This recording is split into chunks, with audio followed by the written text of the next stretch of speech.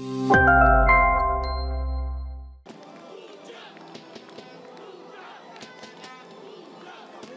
به همین ترتیب از مرکز میدان بخوری دسته‌های خوجند و هولبوک آغاز گردید. بار دیگر یادآور میشوم که شان پول کمالوف به نامش ثبت کرد اینجا هجومی دسته خوجند و حتی دسته‌های روشن و پنچر بدون زدن گل خاتمه یافت. اینجا تلاش دسته خوجند فرصتی به نهایت خوب ولی ضربه رفت کرده توانستند.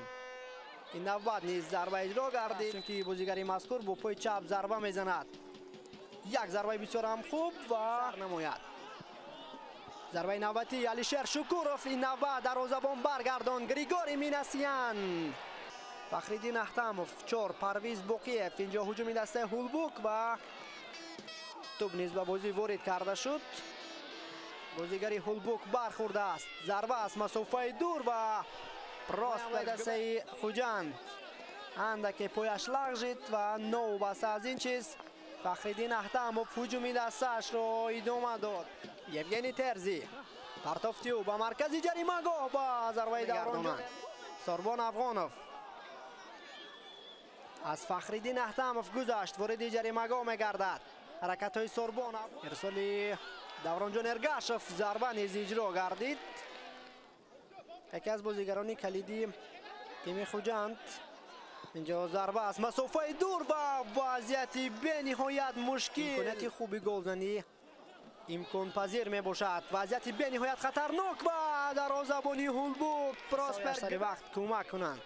ارسالی به نهایت بلند به داخل جریمه گاه خوجند. فرصتی به نهایت خوب و ضربه هم اجرا گردید. اینجا هجوم ایجابی گذارد. امکانیت برای صاحبان میدان.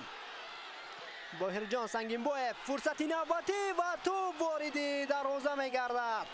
بعدی تلاش‌های پیوسته بازیگران خوجند در حساب هم نگران است.